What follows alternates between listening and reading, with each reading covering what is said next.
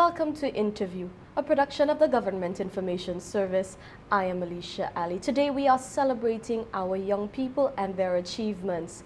Joining me in studio today is the Junior Tourism Minister, Rohan Alfred, and with him is Samantha Charles, the Tourism Officer in the Ministry of Tourism, Heritage and the Creative Industries. Welcome to you both. Thank you very much.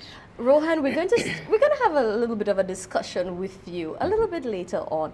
However, Samantha, I want to find out from you, how does one become a Junior Tourism Minister?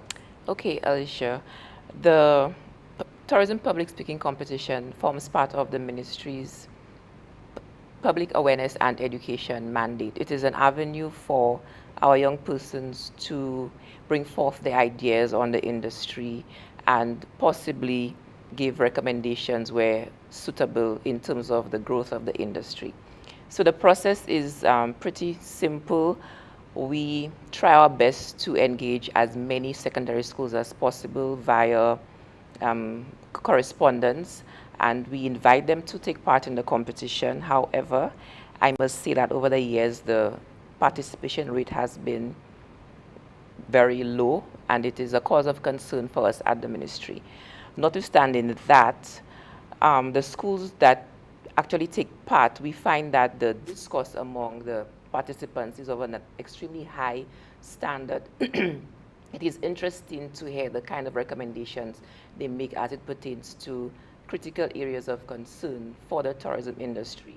We've asked our participants to speak on topics such as sports tourism, culture, creative industries, culinary, etc. We've also asked them last year to give their ideas, on investment as it pertains to the industry.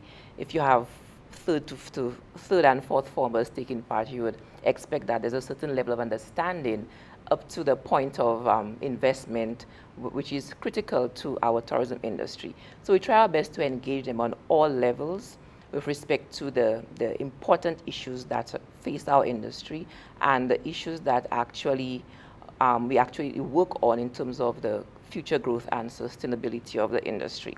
So following that, the winner of the competition gets the title of Junior Minister of Tourism.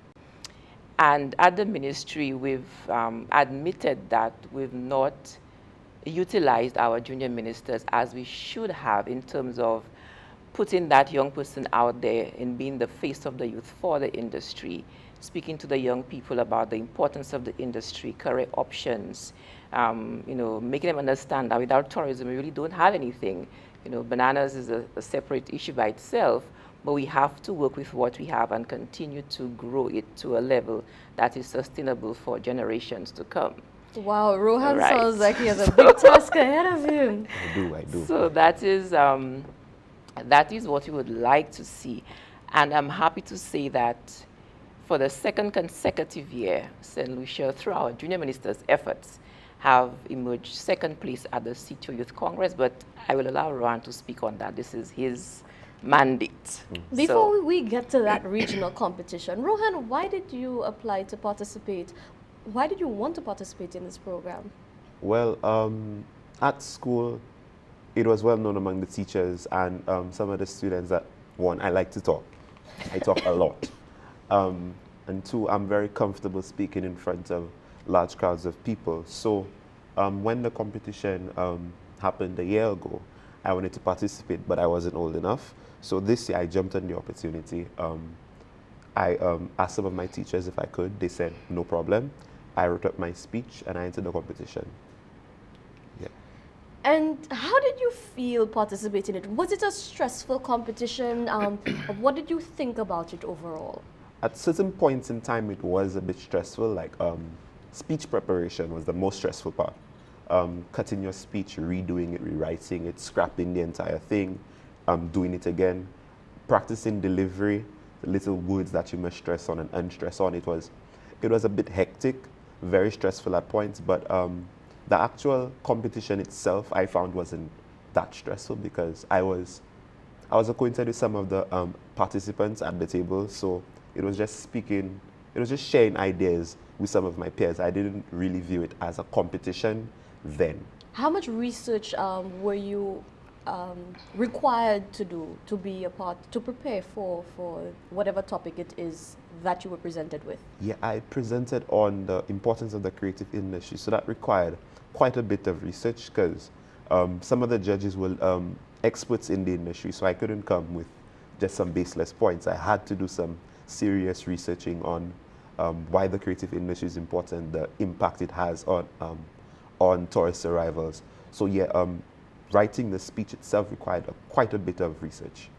Now, I want to get into your tenure as junior minister and what you expect from the ministry, what the ministry expects from you, and what is really feasible to do during your, I think it's 1 year tenure, 1 year. or your 1 year tenure. However, we need to take a break right now because once Rohan gets started, we know he's going to take the floor. So please don't go anywhere, stay with us. Agriculture, one of the pillars of St. Lucia's economic development, creating opportunities for earning a living for the farmer and his family. From the field to the kitchen, the St. Lucians are finding creative ways of using fruits, crops, and vegetables grown locally, from local seasonings to special brews, from aquaculture to the cultivation of local herbs for export. A strong agriculture industry strengthens the economy. The country needs your support, so buy local.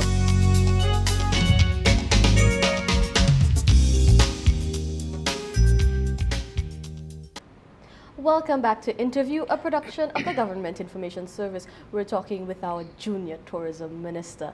Rohan, let's talk about this regional competition that you took by storm. You secured St. Lucia's second place at the Caribbean Tourism Organization's regional public speaking competition. What was it like for you? Stressful. The single most stressful thing I've ever done in my life, hands down. Why? Because what I understood from the previous year is that I'm competing against the best in islands around the Caribbean. So it's not just people I know anymore, it's the best from Jamaica, St. Kitts, Nevis. Mind you, Nevis won last year and this year as well. So I knew I was up for some serious competition. The topics that they posed us with required serious research. The speech had to be on point, your delivery had to be near perfect in order to secure a place in that competition. So that stressed me out on a serious level. But you did very well. And how do you prepare for such competitions? Do you do it on your own? Do you have the assistance of the ministry, of your teachers? Well, I had the assistance of Samantha. Thank you. My mother, biggest critic. Some teachers who helped me out. Some representatives from Toastmasters St. Lucia helped me with the delivery of my speech and finalizing certain points in it. But I don't think you can really prepare for that level of a competition on your own. It requires some outside help, some expertise, because I'm no expert in tourism in any respect. So I had to get people outside of my outside of myself to help me with it. And just listening to Rohan speak, Samantha, I'm very proud of this young man. Yeah. And we hear a lot of criticism being leveled at our young people, especially our young men who are deemed in certain circles to be below average. They're not as useful as they should be. So Rohan, what do you think of that perception of your gender and of your demographic? Well, what I have to say about young men in general is that quite frankly, not everybody is academically inclined. I may appear, I test well. So let's say that I test really well, but I'm not academically inclined. I'm in love with the arts. But what tends to happen is that we focus so heavily on the academics that people with other skills, other vocations, people who are skilled with their hands, people who can speak, people who can draw, who can write, they end up falling on the wayside. We ignore them. And by nature, humans require to be accepted. And they are often accepted by the wrong groups of people. So when you have someone who is vulnerable being accepted by the wrong group of people, obviously, they are going to go into less than savory activities. So I believe that if you want to cut back on the level of crime and violence and all that leveled at young men in St. Lucia, you really need to, from an early age, discover what they are good at and allow them to harness that skill, really go into what they love. Yeah. And as Junior Tourism Minister, what are you going to do? What is your vision for your year in office? Information, transmitting that the importance of not only the tourism industry, but also the avenues that are available to young people within the tourism industry. It's not just, say, working in a hotel. It's more than that. You can take me, for instance. I would never believe that I would have the opportunity to rub shoulders with some of the leaders in the industry. But through the tourism industry, I was able to do that. So really what I want to do is to get in with the youth, find out what makes them tick, and then transmit that back to the tourism industry and allow them to more effectively cater to the youth.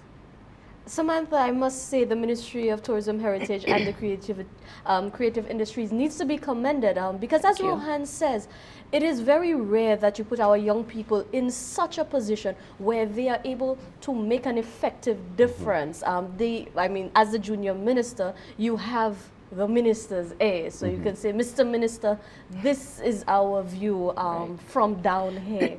And so Samantha, tell me a little bit about how your ministry has embraced Rohan and this new position that he has. Okay, first off, I'd like to say that the ministry is extremely proud of Rohan's achievement at the regional competition. I'd like to add that the day of the competition, when Rohan spoke, if you could have seen the look on the judges' faces, how impressed they were with his delivery. You know, we were very proud of him, and there have been a few discussions at the ministry in terms of how we can utilize Rohan, his love for the arts, utilize his skills in terms of bringing the message out there to our young people. I cannot say officially that we have anything set planned as yet, but there have been some level of discussion, and I think at this point there's no better person to bring across our message to the youth than our present junior minister. Rohan, final words from you before we wrap up our program.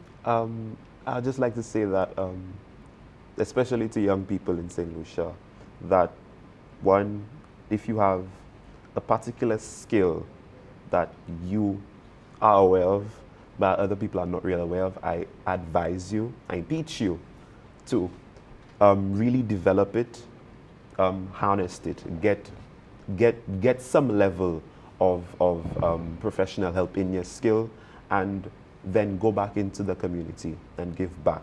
Help young people who are not as fortunate as yourself to become better citizens of St. Lucia, because really that's what we need, young, willing bodies to really lift St. Lucia to the place that it can be. One of my favorite quotes is that never doubt that a small group of determined young people can change the world, because indeed it is the only thing that ever has. So I honestly believe that, and I leave you with that. Yeah. Thank you so very much, Rohan. Thank you, Samantha, and thank you, viewers, for tuning in to Interview, a production of the Government Information Service.